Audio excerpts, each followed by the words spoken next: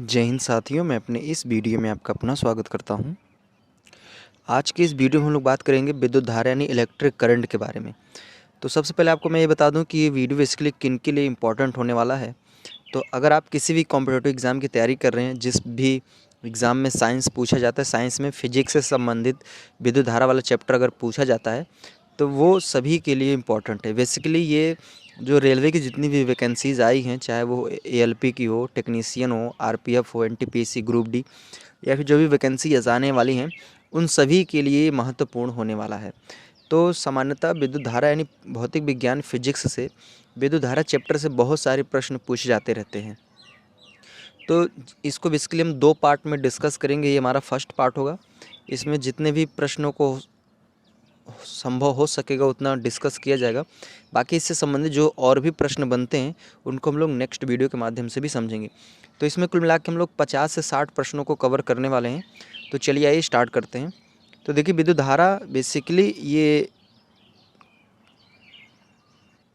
Important topic होता है, क्योंकि आपके बोर्ड एग्ज़ाम में भी काफ़ी महत्वपूर्ण रहा होगा और आप किसी भी कॉम्पिटिटिव एग्ज़ाम की तैयारी करते हैं तो उसमें भी विद्युत धारा से संबंधित बहुत सारे प्रश्न पूछे जाते हैं। तो इसलिए हम इसको बहुत ही इम्पोर्टेंट बोल सकते हैं कि बहुत महत्वपूर्ण टॉपिक होने वाला है। तो आइए स्टार्ट करते हैं। सबसे पहले हम बात करें विद्युत धारा में विद्युत आवेश किसे कहते हैं। तो सामान्यतः हम जानते हैं कि प्रत्येक पदार्थ जो होता है वो परमाणुओं से मिलकर बना होता है, और प्रत्येक परमाणु में क्या होता है कि प्रोटॉन, इलेक्ट्रॉन तथा न्यूट्रॉन ये होते हैं। यानी कहने का मतलब प्रत्येक पदार्थ का प्रत्येक परमाणु इलेक्ट्रॉन, प्रोटॉन, न्यूट्रॉन से क्या होता है, मिलकर बना होता है। जब किसी पदार्थ में उपस्थित जो इलेक्ट्रॉनों की संख्या होती है, अगर उसमें वृद्धि या कमी होती है तो उस पदार्थ में एक विशेष प्रकार का गुण उत्पन्न हो जाता है, जिसके कारण उसके अंदर क्या होता है कि विद्युत तथा चुंबकीय प्रभाव देखने को मिलता है। इसी गुण को हम लोग विद्युत आवेश कहते हैं। यानी सामान्यतः कहने का मतलब है कि हम जानते हैं प्रत्येक पदार्थ परमाणुओं से बना होता है और प्रत्येक परमाणु के अंदर इलेक्ट्रॉन, प्रोटॉन और न्यूट्रॉन होते हैं। तो अगर किसी कारणवश जो इलेक्ट्रॉनों की संख्या है या तो उसमें कमी हो जाए या तो उसमें बढ़ोतरी हो जाए, तो उसमें देखा जाता है कि उस पदार्थ के अंदर एक ऐसा गुण आ जाता है जिसके कारण उस पदार्थ में विद्युत यानी बिजली और चुंबक का प्रभाव देखने को मिलता है। तो इसी गुण को हम लोग दरअसल विद्युत आवेश कहते हैं। या फिर दूसरी परिभाषा ऐसे भी आप देख सकते हैं कि किसी पदार्थ का वह गुण जिसके कारण उसमें विद्युत तथा चुंबकीय प्रभाव देखा जाता है, उत्पन्न होता है, उसे हम लोग विद्युत आवेश कहते हैं। इसको बेसिकली स्मॉल क्यू से प्रदर्शित करते हैं। यह एक अदिश राशि होती है। इसके मात्रक की बात करें तो इसका मात्रक कूलाम होता है। और अगर बात करें इसके फार्मूले की, तो इसका जो फार्मूला होता है वो होता है Q बराबर NE। और यहाँ पे Q का मतलब है आवेश, N का मतलब इलेक्ट्रॉनों की संख्या, E का मतलब होता है एक इलेक्ट्रॉन पर आवेश का मान। यानी कहने का मतलब पदार्थ में इलेक्ट्रॉनों के स्थानांतरण इधर उधर होने से ही उसके अंदर आवेश वाला गुण आता है। बेसिकली इलेक्ट्रॉनों में ही आवेश होता है, ठीक है। और अगर बात करें एक इलेक्ट्रॉन पर कितना आवेश होता है, तो एक इलेक्ट्रॉन पर 1.6 × 10⁻⁻19 कूलाम आवेश होता है। अगर हम बात करें कि एक कूलाम जो आवेश होता है वो कितने इलेक्ट्रॉनों के बराबर होता है, तो बेसिकली एक कूलाम जो आवेश होता है वो लगभग 6 × 10⁻18 इलेक्ट्रॉनों की संख्या के बराबर होता है। यानी कहने का मतलब ये है कि एक इलेक्ट्रॉन पर आवेश का मान इतना होता है। तो अगर 6 × 10⁻18 अगर इतने इलेक्ट्रॉनों को अगर मिला दिया जाए, तो इनको मिलाने से इनके पूरे आवेशों को जोड़ा जाए तो वो बेसिकली एक कूलाम के बराबर होगा, ठीक है। तो एक कूलाम आवेश में एक कूलाम जो आवेश होता है वो 6 × 10⁻18 इलेक्ट्रॉनों को मिलाने से बनता है। अब आइए कुछ इंपॉर्टेंट पॉइंट पर बात करते हैं। इसमें लिखा है चूँकि परमाणुओं में इलेक्ट्रॉनों की संख्या प्रोटॉनों की संख्या के बराबर होता है, इसलिए जो परमाणु होता है वो विद्युतीय क्या होता है, उदासीन होता है, ठीक है। और इसमें लिखा है कि प्रोटॉनों का जो आवेश होता है वो इलेक्ट्रॉनों के आवेश के बराबर होता है। और आपको यहाँ पे एक चीज़ ये ध्यान देना है कि जो इलेक्ट्रॉन पर आवेश होता है वो ऋणात्मक होता है, और बात करें अगर प्रोटॉन पर जो आवेश होता है वो क्या होता है, धनात्मक होता है, ठीक है। अब बात करेंगे आवेश के प्रकार। तो आवेश बेसिकली 2 प्रकार के होते हैं, एक धनावेश होता है या धनात्मक आवेश, एक ऋणावेश या ऋणात्मक आवेश। तो अभी मैंने बताया कि अगर परमाणु में इलेक्ट्रॉनों की संख्या में कमी या वृद्धि होती है तो उसके कारण विद्युत आवेश उत्पन्न होता है। तो इसमें लिखा है धनावेश की बात करें तो इसमें लिखा है कि यदि किसी पदार्थ में इलेक्ट्रॉनों की संख्या में कमी होती है, यानी अगर किसी पदार्थ में इलेक्ट्रॉनों की संख्या में कमी होती है तो उस पर धनावेश उत्पन्न होता है, और अगर किसी पदार्थ में इलेक्ट्रॉनों की संख्या में अधिकता होती है तो उस पर ऋणावेश होता है। एग्जाम्पल में समझिए, जैसे अब आपके मन में प्रश्न आ रहा होगा कि अगर इसमें कमी हो रही तो इसमें धनावेश कैसे हो सकता है। जैसे मान लीजिए कोई इंसान अगर किसी को कर्जा देता है तो जाहिर सी बात है वो धनी, इसीलिए वो कर्जा दे रहा है। तो अगर कोई इंसान किसी को कर्जा देता है तो वो उसके पास पैसे में क्या होती है, कमी थोड़ा सा आती है, ठीक है। तो अगर इलेक्ट्रॉन में कमी आ रही तो इसका मतलब है कि इलेक्ट्रॉन को वो क्या कर रहा है, डोनेट कर रहा है। तो उस पर जो आवेश आएगा वो धनावेश होगा। और इसमें इलेक्ट्रॉनों की अधिकता, और इसका मतलब किसी से इलेक्ट्रॉन वो ग्रहण कर रहा है, और जो कोई चीज़ लेता है किसी से तो वो ऋणी होता है, तो उस पर क्या होगा, ऋणावेश आएगा। अब हम फिर एक नोट पॉइंट पर बात करते हैं। इसमें जैसे भी मैंने बात की कि जो आवेश होते हैं बेसिकली दो प्रकार के होते हैं, धनावेश और ऋणावेश। तो अगर मान लीजिए दो समान प्रवृत्ति के आवेश हैं तो उनके बीच प्रतिकर्षण होता है, जबकि अगर बात करें विपरीत प्रवृत्ति के जो आवेश होते हैं उनके बीच आकर्षण होता है। इसका मतलब ये, जैसे मान लीजिए आवेश दो प्रकार के होते हैं, एक धनात्मक आवेश, एक ऋणात्मक आवेश। तो अगर सेम प्रवृत्ति जैसे धनात्मक धनात्मक या फिर ऋणात्मक ऋणात्मक, अगर दो सेम प्रवृत्ति के अगर आवेश होते हैं तो इनके बीच प्रतिकर्षण होता है। प्रतिकर्षण का मतलब एक दूसरे से ये दूर भागते हैं। लेकिन अगर अदर प्रवृत्ति के अगर आवेश होते हैं तो इनके बीच क्या होता है, आकर्षण होता है। आकर्षण का मतलब एक दूसरे के ये पास आते हैं। तो यहाँ से भी आपसे प्रश्न बन सकता है। अब हम लोग बात करेंगे विद्युत धारा क्या है, यानी इलेक्ट्रिक करंट किसे कहते हैं। तो सामान्यतः जो भी मैंने बात की आवेश के बारे में, अगर ये किसी पदार्थ में आवेश क्या करने लगे, गति करने लगते हैं, तो इसी घटना को हम लोग विद्युत धारा के नाम से जानते हैं। तो आइए समझते हैं विद्युत धारा की परिभाषा को। वैसे वास्तविक परिभाषा क्या है, तो इसमें ये है कि किसी चालक में विद्युत आवेश के प्रवाह की दर को हम लोग क्या कहते हैं, विद्युत धारा कहते हैं। या फिर इसकी दूसरी एक परिभाषा और भी दे सकते हैं कि किसी चालक में प्रति सेकंड आवेश के प्रवाह को भी विद्युत धारा कहते हैं। इसे बेसिकली आई से प्रदर्शित करते हैं और यह एक अदिश राशि होती है, ठीक है। इसका फार्मूला होता है आई बराबर क्यू अपॉन टी। थोड़ा सा विद्युत धारा को आइए डिटेल में समझ लेते हैं। जैसे मान लीजिए सपोज दैट कोई कोई तार है, मैं यहाँ पे क्या कर रहा हूँ, यहाँ पे नोटिस कर रहा हूँ। तो इस जैसे ये एक स्थान है, इस स्थान का नाम मैंने रख लिया ए। तो हम क्या कर रहे हैं, ये नोटिस कर रहे हैं कि इस स्थान से, यानी इसी स्थान से प्रति सेकंड जितना कूलाम आवेश गुजरता है उसी को हम लोग दरअसल विद्युत धारा के नाम से जानते हैं। अर्थात कहने का मतलब ये है कि किसी भी चालक तार से प्रति सेकंड, जैसे इस चालक तार में मैं यहाँ नोटिस कर रहा हूँ, तो यहाँ पे मैं देख रहा हूँ हर एक सेकंड जितना कूलाम आवेश गुजर जाएगा उसी को हम लोग दरअसल विद्युत धारा के नाम से जानते हैं, ठीक है।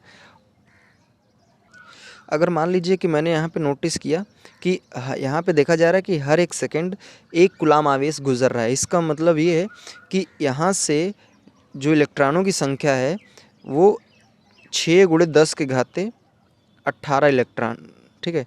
इसका मतलब ये है कि इस स्थान से हर एक सेकंड 6 × 10⁻18 इलेक्ट्रॉन क्या कर रहे हैं, गुजर रहे हैं। जैसे भी मैंने बताया कि 6 × 10⁻18 इलेक्ट्रॉनों में जितना आवेश होता है वो बेसिकली एक कूलाम के बराबर होता है।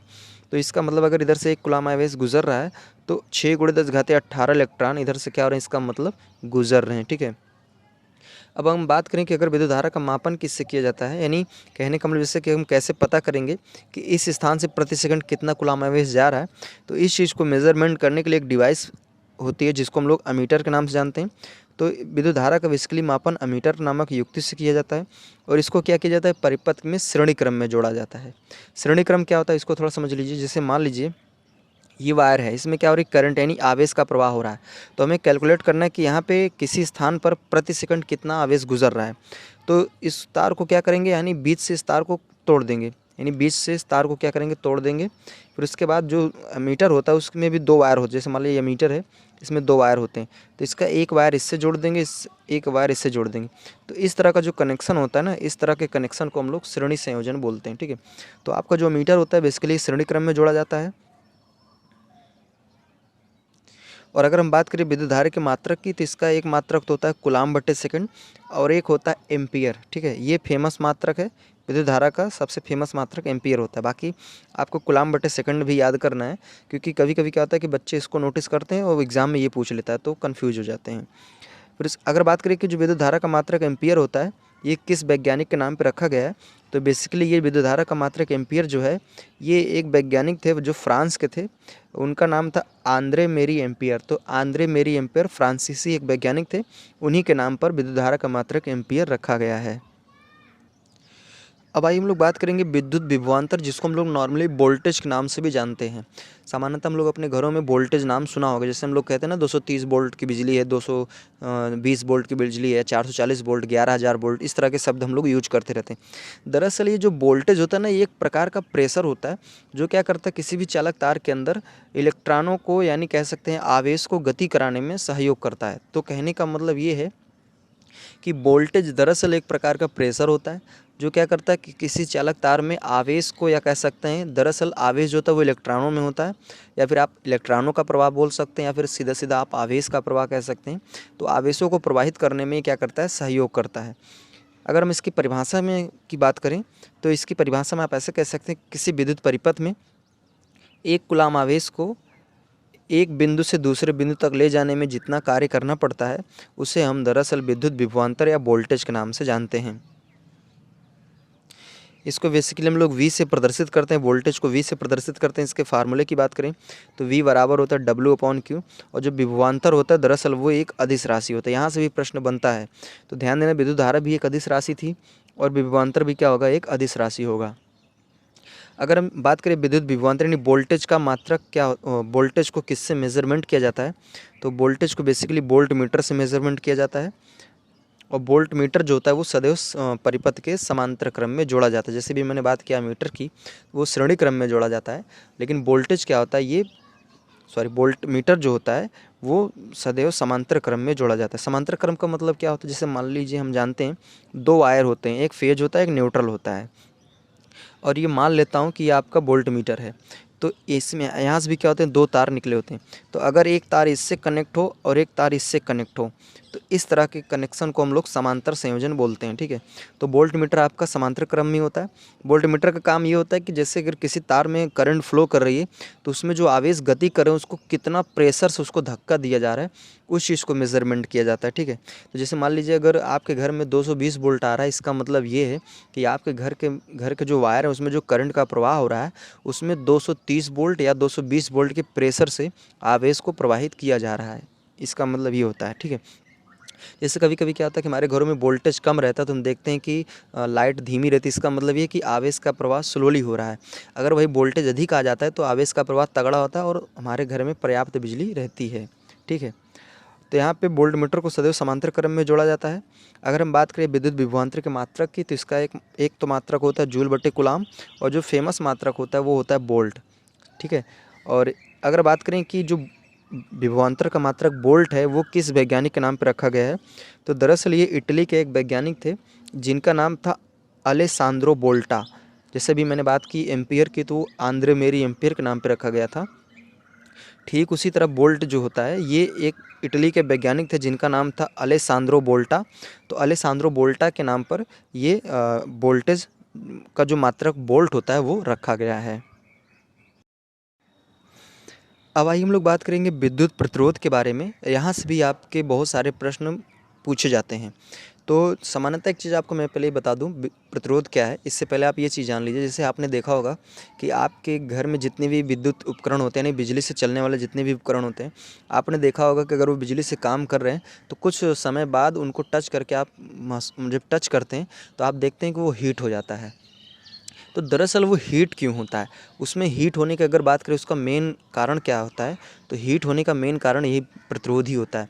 दरअसल होता क्या है कि मतलब प्रत्येक पदार्थ के अंदर एक ऐसा नेचर होता है जो क्या करता है, विद्युत धारा के प्रवाह में यानी आवेशों के प्रवाह में अवरोध उत्पन्न करता है, आवेशों को प्रवाहित नहीं होने देता है, जिस वजह से उसके अंदर क्या होता है, हीटिंग होती है। जैसे एग्जांपल में आप समझिए, जैसे मान लीजिए सपोज दैट कोई इंसान कहीं जा रहा है, ठीक है, और अगर उसको कोई रुकावट पैदा उस पर करेगा, तो जाहिर सी बात है वो झगड़ा लड़ाई करेगा, और जब झगड़ा लड़ाई करेगा तो माहौल क्या होगा, गर्म होगा। ठीक उसी तरह प्रत्येक पदार्थ के अंदर भी होता है। इसमें भी क्या होता है, कुछ ऐसे नेचर होते हैं जो क्या करते हैं, विद्युत धारा के प्रवाह में अवरोध उत्पन्न करते हैं, जिस वजह से विद्युत धारा क्या करती है, उनसे झगड़ा करती है, और झगड़ा करने की वजह से उस उपकरण को क्या करती है, गर्म कर देती है। गर्म करने का मतलब है कि वहाँ का माहौल गर्म हो जाता है, जिस वजह से आपका वो उपकरण भी गर्म होता है। तो एक चीज़ जान लीजिए कि जितने भी विद्युत उपकरण होते हैं, अगर वो हीट होते हैं बिजली से काम करने पर, तो उसमें मेन भूमिका जो हीट होने की निभाता है वो विद्युत प्रतिरोधी होता है। तो अगर विद्युत प्रतिरोध की परिभाषा की बात करें, तो किसी चालक का वह गुण जिसके कारण विद्युत धारा के प्रवाह में अवरोध उत्पन्न होता है, यानी रुकावट उसमें उत्पन्न होती है, उसे हम लोग विद्युत प्रतिरोध कहते हैं। इसको बेसिकली हम लोग कैपिटल आर से प्रदर्शित करते हैं और यह भी एक अदिश राशि होती है। अगर बात करें इसके मात्रक की, तो इसका मात्रक एक तो होता है वोल्ट अपॉन एम्पियर और एक होता है ओम। अगर हम बात करें कि जैसे भी मैंने बात किया आंद्रे मेरी एम्पियर और अलेसांद्रो वोल्टा, ठीक उसी तरह अगर बात करें प्रतिरोध का मात्रक जो ओम है वो किस वैज्ञानिक के नाम पर रखा गया है, तो एक वैज्ञानिक थे साइमन ओम। तो साइमन ओम के नाम पर इनका नाम मतलब इसका मात्रक रखा गया, ठीक है। अगर हम बात करें इसके प्रतीक यानी सिंबल की, तो जो प्रतिरोध का सिंबल होता है वो कुछ इस तरह से है, यानी एक ब्रेकर की तरह। जैसे एक ब्रेकर होता है, जैसे गाड़ी चलती रहती है तो ब्रेकर का काम होता है उसमें रुकावट पैदा करना, यानी उसकी स्पीड को कम करना। जैसे कहीं भी ब्रेकर होता है, जैसे 4-5 ब्रेकर एक साथ बना दिए जाते हैं तो ऑटोमेटिक कितनी भी फास्ट आप गाड़ी चला रहे हो आपको गाड़ी स्लो करना ही पड़ेगा। ठीक उसी तरह प्रतिरोध का भी काम होता है, इसमें भी क्या होता है करंट को जाने में रुकावट पैदा करता है। तो जो प्रतिरोध होता है उसका सिंबल एक ब्रेकर की तरह होता है, ठीक है। तो ये इसका क्या होता है सिंबल होता है। अगर बात करें इसके फार्मूले की, तो इसका जो फार्मूला होता है प्रतिरोध का फार्मूला होता है आर बराबर वी अपॉन यानी वोल्टेज अपॉन करंट के अनुपात को हम लोग प्रतिरोध कहते हैं। इस तरह से भी आप बोल सकते हैं। अब बात करें कि अगर जो विद्युत प्रतिरोध होता है इसके अपोजिट में एक गुण होता है जिसको हम लोग विद्युत चालकता कहते हैं। तो विद्युत चालकता जो होता है वो विद्युत प्रतिरोध का अपोजिट होता है। देखिए जैसे हम बात करें अभी प्रतिरोध की, तो प्रत्येक पदार्थ के अंदर ऐसे गुण होते हैं जो क्या करते हैं विद्युत धारा के प्रवाह में अवरोध उत्पन्न करते हैं, जिन्हें हम प्रतिरोध कहते हैं। फिर भी हम देखते हैं कि उस विरोध होने के बावजूद भी हम देखते हैं कि उस तार में क्या होती है धारा का प्रवाह होता है। इसका मतलब ये है कि उसमें जो विरोध कर रहे हैं साथ ही साथ उसमें कुछ ऐसे भी लोग हैं जो क्या कर रहे हैं उसका सपोर्ट भी कर रहे हैं। जैसे मान लीजिए अगर कोई कहीं रुकावट पैदा कर रहा है फिर भी अगला इंसान जा रहा है, तो इसका मतलब ये है कि कोई ना कोई उसमें सपोर्ट भी कर रहा है जिस वजह से वो आगे गया। तो विद्युत धारा के प्रवाह में जो सहयोग करने का काम करता है वो दरअसल विद्युत चालकता होता है। तो विद्युत चालकता की अगर परिभाषा की बात करें तो कह सकते हैं कि प्रत्येक चालक के अंदर या प्रत्येक पदार्थ के अंदर वह गुण जो विद्युत धारा के प्रवाह में सहायता करता है। जैसे प्रतिरोध क्या किया था, विरोध किया था, लेकिन चालकता क्या करेगा, सहायता करेगा। तो इस तरह के गुण को हम लोग कहते हैं विद्युत चालकता, ठीक है। अगर हम बात करें विद्युत चालकता का मात्रक की, तो ये दरअसल प्रतिरोध का अपोजिट होता है। तो प्रतिरोध का मात्रक ओम होता है, तो यहाँ पे इसका मात्रक हो जाएगा ओम इनवर्स। इसको विद्युत चालकता का एक मात्रक महो भी होता है और इसको हम लोग साइमन के नाम से भी जानते हैं, इसका एक मात्रक साइमन भी होता है। तो बेसिकली इसके 3 मात्रक होते हैं जिसको आपको अच्छी तरीके से याद करना है। और यहाँ पे एक मात्रक और आप भी कह सकते हैं, जैसे भी मैंने यहाँ पे प्रतिरोध में बात किया वोल्ट अपॉन एम्पियर, तो इसका उल्टा कर दीजिए एम्पियर अपॉन वोल्ट, ये भी एक मात्रक हो जाएगा। तो ampere upon volt, ohm inverse, mho, siemens, तो इतने मात्रक होते हैं विद्युत चालकता के। अब हम लोग बात करेंगे विशिष्ट प्रतिरोध के बारे में। तो दरअसल विशिष्ट प्रतिरोध एक प्रकार का प्रतिरोधी होता है, ठीक है। इसकी परिभाषा की बात करें तो अगर मान लीजिए जैसे सपोज दैट ये कोई तार है, चालक तार, इसकी लंबाई अगर मान लेता हूँ 1 मीटर है और इसके अनुप्रस्थ काट का क्षेत्रफल यानी जो ये एरिया है अगर ये 1 मीटर स्क्वायर हो जाए, तो इस तार के अंदर जितना प्रतिरोध होगा उसी प्रतिरोध को हम दरअसल विशिष्ट प्रतिरोध के नाम से जानते हैं। तो विशिष्ट प्रतिरोध वह प्रतिरोध होता है जो 1 मीटर लंबे तथा 1 मीटर स्क्वायर अनुप्रस्थ काट क्षेत्रफल वाले तार में होता है। इसको बेसिकली रो से प्रदर्शित करते हैं, ठीक है। अगर हम बात करें इसके मात्रक की, तो इसका मात्रक होता है ओम मीटर। अगर बात करें जैसे भी मैंने बात किया विशिष्ट नहीं यानी विद्युत प्रतिरोध का जो अपोजिट होता है विद्युत चालकता, ठीक उसी तरह विशिष्ट प्रतिरोध का जो अपोजिट होता है वो होता है वैद्युत प्रतिरोधकता या विशिष्ट प्रतिरोध या विशिष्ट एक मिनट, यहाँ पे एक मिस्टेक हो रहा है। दरअसल विशिष्ट प्रतिरोध का ही दूसरा नाम वैद्युत प्रतिरोधकता भी होता है और इसका विशिष्ट प्रतिरोध का जो अपोजिट होता है वो विशिष्ट चालकता होता है, ठीक है। तो विशिष्ट प्रतिरोध का अपोजिट विशिष्ट चालकता और विशिष्ट प्रतिरोध का ही दूसरा नाम वैद्युत प्रतिरोधकता भी होता है। अब हम बात करेंगे ओम का नियम। यहाँ से भी आपसे प्रश्न पूछा जा सकता है क्योंकि ज़्यादातर क्या होता है कि ओम के नियम का सूत्र सीधा सीधा आपसे पूछ लिया जाता है, तो ध्यान देना इसके सूत्र को आपको याद रखना है। अब बात करें अगर ओम का नियम क्या है, तो ओम का नियम ये कहता है कि अगर किसी चालक तार की भौतिक अवस्था अर्थात जैसे उसमें ताप में कोई परिवर्तन ना हो, तो उस पदार्थ यानी उस चालक तार पर लगाया गया विभवांतर बहने वाली धारा के क्या होगा, समानुपाती होगा।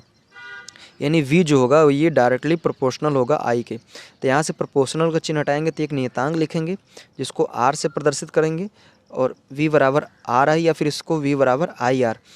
R यहाँ पे एक दरअसल प्रतिरोध होता है, ठीक है, प्रतिरोध एक नियतांक होता है और V बराबर IR ये ओम के नियम का फार्मूला होता है। कभी कभी क्या होता है ये फार्मूला ही पूछ लेता है। कहेगा निम्न में से ओम के नियम का सूत्र कौन सा है, ठीक है। तो ये V बराबर आई आर आपको याद रखना है। कभी कभी क्या होता है इसको घुमा फिरा के आपसे पूछेगा, तो आपको टेंशन नहीं लेना है, इसको आपको अच्छी तरीके, जैसे कभी कभी क्या होगा R बराबर V अपॉन आई, इस तरह से कर देगा, मतलब ये जैसे आपने V बराबर आई आर को देखा है, अभी ऊट पटांग करके कुछ इस तरह से दे दिया। तो बस आपको ये देखना है कि अगर इस तरीके से फार्मूले नहीं दिख रहे हैं तो इसको आपको क्या करना है, V बराबर आई आर के रूप में ट्रांसफ़र कर देना। अगर इसका आप इधर मल्टीप्लाई कर देंगे तो V बराबर आई आर बन जाएगा। तो आप ऐसे ऑप्शन मिलेंगे तो आप टिक करके आएंगे। तो ध्यान देना है कि ओम के नियम का सूत्र आपसे ज़रूर पूछ सकता है, ठीक है। अब हम बात करेंगे प्रतिरोधों के संयोजन, या फिर ऐसे भी सीधा इसको कह सकते हैं कि उपकरणों का संयोजन, है जो विद्युत उपकरण होते हैं उनका संयोजन। तो बेसिकली प्रतिरोधों के संयोजन 3 तरह के होते हैं। एक होता है श्रेणी संयोजन, एक होता है समांतर संयोजन, सॉरी यहाँ पे समान संयोजन लिख दिया है, समांतर संयोजन, और एक होता है मिश्रित संयोजन। देखिए श्रेणी संयोजन क्या होता है, जैसे मान लीजिए अगर कई प्रतिरोध हैं, जैसे एक प्रतिरोध ये है, एक अगला प्रतिरोध ये है, एक अगला प्रतिरोध ये है, इसका ये पहला सिरा, दूसरा सिरा, पहला सिरा, दूसरा सिरा, पहला, दूसरा। तो अगर मान लीजिए जैसे हम पहले प्रतिरोध के दूसरे सिरे को दूसरे प्रतिरोध के पहले सिरे से जोड़ दें और दूसरे प्रतिरोध के दूसरे सिरे को तीसरे प्रतिरोध के पहले सिरे से जोड़ दें, तो इस तरह का जो कनेक्शन होता है इसे हम क्या कहते हैं, श्रेणी संयोजन कहते हैं, ठीक है। अब उसी तरह अगर हम बात करें समांतर संयोजन की, तो इसमें अगर हम क्या करें कि सभी प्रतिरोधों के प्रथम सिरे, जैसे इस प्रतिरोध का प्रथम सिरा, इस प्रतिरोध का प्रथम सिरा, इस प्रतिरोध का प्रथम सिरा, सभी प्रतिरोधों के प्रथम सिरे एक साथ और सभी प्रतिरोधों के द्वितीय सिरे क्या एक साथ अगर जोड़ दिए जाएं, तो इस तरह का संयोजन जो होता है इसे हम लोग क्या कहते हैं, समांतर संयोजन। अब बात करेंगे मिश्रित संयोजन क्या होता है। मिश्रित संयोजन में आप ये कहेंगे कि अगर मान लीजिए ऐसा संयोजन जिसमें कुछ प्रतिरोध आपके श्रेणी क्रम में जुड़े हों और कुछ प्रतिरोध आपके क्या हों, समांतर क्रम में जुड़े हों, तो इस तरह के कनेक्शन को हम लोग क्या कहते हैं, मिश्रित संयोजन। जैसे आप यहाँ पे श्रेणी संयोजन देख सकते हैं, यहाँ पे आप समांतर संयोजन देख सकते हैं, यहाँ पे आप मिश्रित संयोजन देख सकते हैं। यहाँ पे 2 प्रतिरोध श्रेणी क्रम में है और 2 प्रतिरोध क्या हैं, समांतर क्रम में, ठीक है। अब यहाँ से जो इम्पोर्टेंट चीज़ आपसे पूछा जा सकता है, तो ये ध्यान देना है कि श्रेणी क्रम में क्या होता है कि प्रत्येक प्रतिरोध में धारा का मान क्या होता है, समान होता है, यानी धारा का मान क्या होता है, सभी में बराबर होता है। जबकि अगर बात करें कि श्रेणी क्रम में प्रत्येक प्रतिरोध में विभवांतर, तो प्रत्येक प्रतिरोध में विभवांतर क्या होता है, बराबर नहीं होता है, ठीक है। समांतर संयोजन में जस्ट इसका उल्टा होता है। अगर श्रेणी में धारा समान है तो इसमें धारा समान नहीं होगा, अगर इसमें वोल्टेज समान नहीं है तो इसमें वोल्टेज समान होगा, इसमें क्या होता है, अपोजिट होता है। मिश्रित को आपको नहीं ध्यान देना, इसमें पूछे कभी नहीं आपसे। यहाँ से आपसे ये भी प्रश्न कर सकता है कि जो घरों की वायरिंग होती है, हमारे घरों में जो उपकरण कनेक्ट होते हैं वो किस संयोजन में कनेक्ट होते हैं, श्रेणी की समांतर में। तो ध्यान देना, हमारे घरों की जो वायरिंग होती है उसमें जो जितने भी उपकरण कनेक्ट होते हैं वो सभी समांतर क्रम में जुड़ते हैं, ठीक है। यहाँ से प्रश्न पूछा जा सकता है। बात करें झालर, तो झालर जो होता है वो नॉर्मली श्रेणी क्रम में जोड़ा जाता है। तो उम्मीद करूँगा कि हमारी बातें यहाँ तक आपको पूरी तरीके से और अच्छी तरीके से समझ में आ गई होगी। तो विद्युत धारा के फर्स्ट पार्ट में बस इतना ही, बाकी इसका एक सेकंड पार्ट भी होगा, उसमें भी हम बात करेंगे, जैसे हीटर के बारे में बात करेंगे, विद्युत इस्त्री यानी प्रेस के बारे में बात होगी, फ्यूज के बारे में बात करेंगे, बल्ब के बारे में बात करेंगे। तो यहाँ से भी बहुत सारे प्रश्न आपके एग्ज़ाम में पूछे जाते रहते हैं। विद्युत ऊर्जा क्या होती है, विद्युत शक्ति क्या होता है, सारा कुछ इसमें। और आपके जो घरों में मीटर लगा होता है वो उसका नाम क्या होता है, उसका काम क्या होता है, सारा कुछ हम लोग अगले वाले पार्ट में डिस्कस करेंगे। तो फर्स्ट पार्ट के बाद सेकंड पार्ट उसको ज़रूर देखिएगा, वहाँ से भी बहुत सारे प्रश्न आपके एग्ज़ाम में पूछे जाएंगे। तो उम्मीद करूँगा ये फर्स्ट वाला पार्ट आपको अच्छी तरीके से समझ में आ गया होगा। अब इसके सेकंड पार्ट में भी आप जाके जो भी इम्पोर्टेंट प्रश्न पूछे जाते हैं उसको भी आप देख सकते हैं। तो अब हमें दीजिए इजाज़त, इसी तरह मिलेंगे हम लोग अगली वीडियो में। तब तक के लिए जय हिंद, वंदे मातरम।